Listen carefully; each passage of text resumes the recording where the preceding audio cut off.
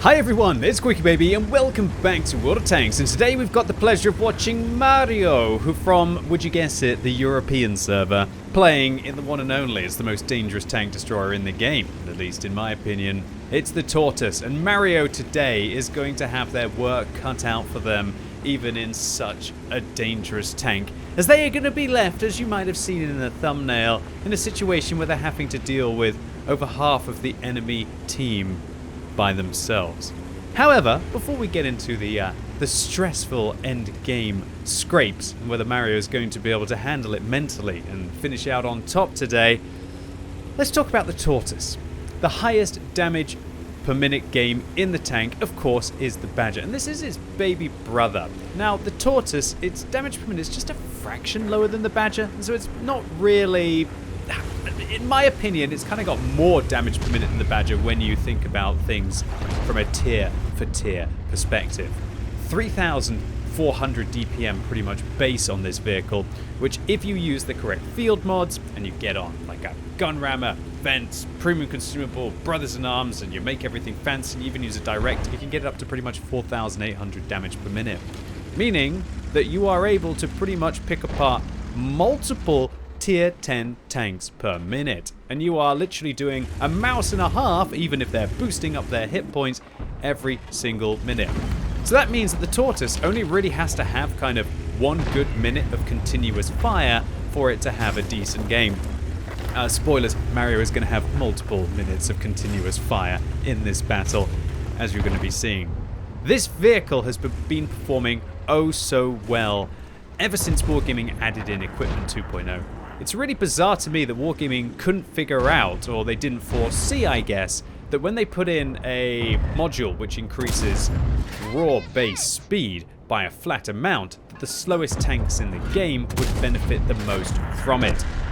Tanks like the Tortoise, tanks like the Mouse, tanks like the Tog, although really I'm not sure that's in the most competitive sense, all massively benefited from the turbo. And Mario is using one on their vehicle today.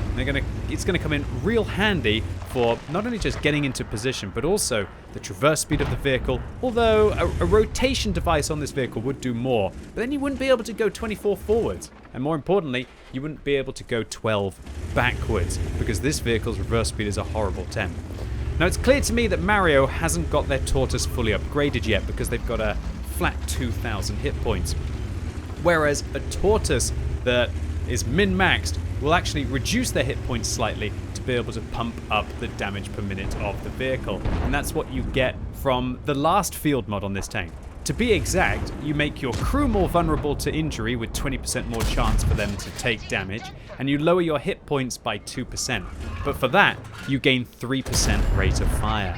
And so this isn't the min-maxed Tortoise here, and Mario's got a little bit of a way to go. However, with gameplay like this, and gameplay like you're going to see by the end of the video, Mario is not going to take a very long time to be able to get their Tortoise fully field modded. And trust me, this is a vehicle which massively changes once you get those field mods. Every single tank destroyer in the game hugely benefited from the second field mod addition into World of Tanks. And seeing how I just played my Tortoise on my free-to-play account. I've unlocked the Badger, and wow, nice driving there, Charles75. Managed to get around the corner, to be fair, and escape the wrath of the Tortoise, which is quite a tricky thing to do because this thing's only got a reload of 5 seconds. As I was saying, I just managed to get the Badger on my free-to-play account. Had a few cracking games in it. Maybe I'll try and show them with you on the channel. But I can tell you that the Tortoise on my free-to-play account and my main account doesn't really feel that different, but you can notice the field mod differences. The Tortoise without that second field mod with the improved ground resistances just feels so much more sluggish and slow. And so if any of you are thinking, oh well, QB's really building up this Tortoise and I've just got it really doesn't feel that special. Well, wait until you get the field mods on it, because it's once you've got the field mods that the mobility starts to become crazy. And also, once you get that final field mod with the 3% rate of fire, that you can really start to lock down your opponent's tracks, just like Mario is doing here, and then taking them out the battle. So Mario's team is in a stressful situation here. They're down by 3,000 hit points, down by 3 frags. Mario has 3 frags. They're in a platoon here with an Object 283 called Call Me Poelos. And Mario is now showing you exactly what the Tortoise is great for. Holding the line and just dealing with whatever it possibly can. It's sometimes not the tank that chases down its opponents because it's got an awful top speed, but it's the tank that deals with anything that has the confidence to be able to come after it. And usually, vehicles that come over the Tortoise don't really have much of an opportunity. There's probably one of the last tanks that you actually want to come after inside the game is the Tortoise, because obviously of that wild damage per minute, and also the durability. The only real problem with the vehicle has to be the weak point on top, or if you fire gold shooting into the machine gun that you see on the right hand side of the tank. Mario puts one round into a top tier American tank destroyer, and unfortunately for Call Me Buelos, they're the one who receives the wrath of the T-110E4. But that allows Mario to put 2 shots into the top of the tier 10 American tank destroyer before turning their attention to the E-75. And one right through the turret there. Now Mario turning towards the left, hopefully doesn't get hit by the T-110E4 here, actually bounces the T-110E4 but gets penned by the E-75, putting another round in, and there we go, ladies and gentlemen. Mario begins their 1 versus 8. There's no more Luigi on their team. This is it, Mario. You've got to handle all of Bowser's minions. Sorry to do that to you, Mario. I apologize. I hope no one else has done that to you in your life. Nevertheless, shutting down the E-75, shutting down the T-110E4, now managing to get their gun back on target, focusing the auto-loading heavy tank, ignoring this Object 283 in front of them, now finding the Char 75 with their dodgy driving earlier, and the Char was thinking like, oh, this should be easy to go get this Tortoise, right? Mario is not a noob. They realize, I'm not going to let these auto-loaders flank me. I'm just going to continue to tank and bounce the Object 283, and this is where those big old 2,000 hit points of the Tortoise come in handy. Mario is now up to 7,600 damage with an FV4005 behind them. I'd really like to see them use an intuition switch here, but maybe they don't have a great crew yet. Nevertheless, 1 round into the FV405, still on 24 hit points, meaning that is the most dangerous British tank destroyer with regards to alpha damage, whiffs the shell, and the Object 283 is now in full panic. A 1 versus 8 has now been changed into a 1 versus 3, and even though the enemy team still have 2,400 hit points to Mario's 583, I am suddenly starting to get the feeling that Mario is not the underdog here. Now to 9,000 damage, just showing pixel perfect play, pixel perfect marksmanship here. Mario really showing their stuff. Looks like they've managed to get a star of invincibility here. However, is it about to run out? Because Mario, having vanquished or most of the enemy team, creating a graveyard around them in an epic, what looked to be a last stand, now has a T-95 in front of them, and oh, the T-95 misses Mario. And Mario, instead of tracking the T-95, is now panicking. Doesn't manage to hit the weak point on top. Going to go for it again. And this is alpha damage versus damage per minute. Who is going to conquer? Mario trying to get the side of the T-95. Wiggling here, trying to make it awkward for the T-95. And ricochets, I believe also maybe possibly using their gun a little bit there to avoid damage. And oh dear, T-95. If you miss all of your big alpha damage shell and you just allow that DPM to tear you apart, wow. Mario, 10,000 damage and 10 kills here in World of Tanks, with the artillery now whittling down Mario's hit points to 411. The enemy team still have more hit points than Mario, and Mario, having done more damage than I've ever dealt in World of Tanks and also securing a Pools medal so far, has to still deal with a German self-propelled gun, who has actually probably been doing more damage to Mario than most of the other vehicles kind of combined here. And everyone knows with that big old gun on the tier 10 German self-propelled gun that Mario could still be in for a disaster. Has that bonus star of immortality now faded, or is Mario still going? We're gonna have to find out. I think Mario has dodged quite a few bullets. I'm surprised they're not a cat right now. It feels like they've used about 8 of their 9 lives. Now down to 411 hit points.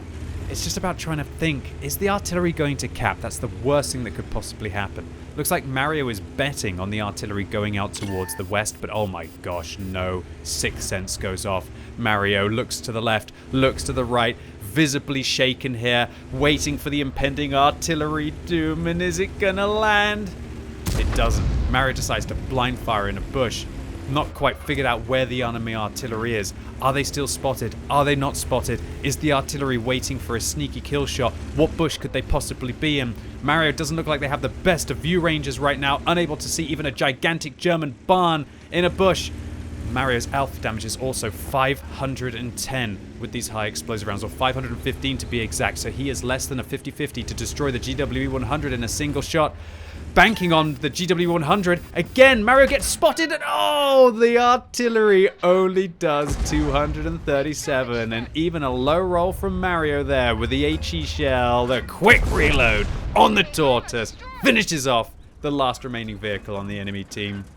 And wow, the GG's in chat from multiple players on Mario's team as they take down a 1 versus 8 with 11 kills and 10,000 damage. Ladies and gentlemen, boys and girls, that was one of the most exciting Kolobанов's medals that I've ever seen, and Mario just played it absolutely perfectly. Just one miss in that situation would have been completely fatal. Nevertheless, Mario kept their cool, even though you could see they were so excited, especially at the end there when they got spotted by an artillery without managing to see where the artillery was, and just showed every skill that you need to be great in those high stress situations. And it also really helps when you've got the tool for the job, the Tortoise, just this raw firepower, literally the most raw firepower in World of Tanks with the DPM, and also this armor that just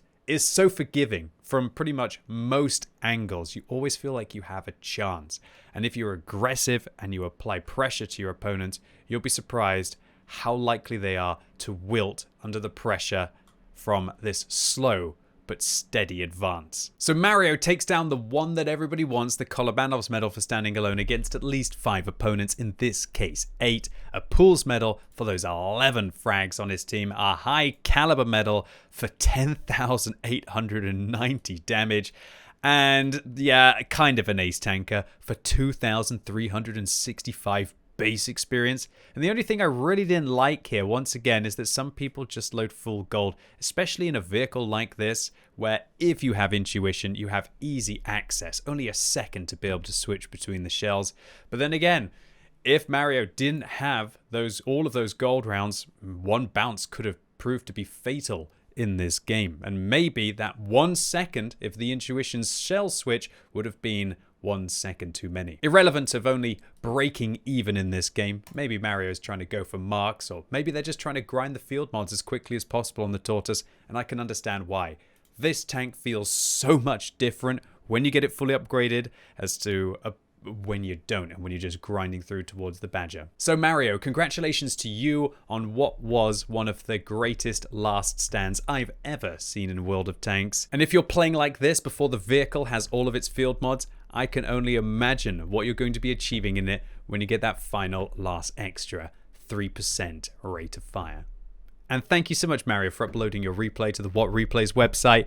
It was an absolute thrill for me to enjoy, and I hope it was the same for all of you out there. If you enjoyed this video, make sure you give it a thumbs up, but if you hated it, give it a thumbs down. And let me know in the comments down below, what was the most stressful moment for you in your memory in World of Tanks? Or is it just an everyday occurrence and World of Tanks definitely stresses you out? And as always, thank you so much for watching. You've been epic, and hopefully I'll see you soon.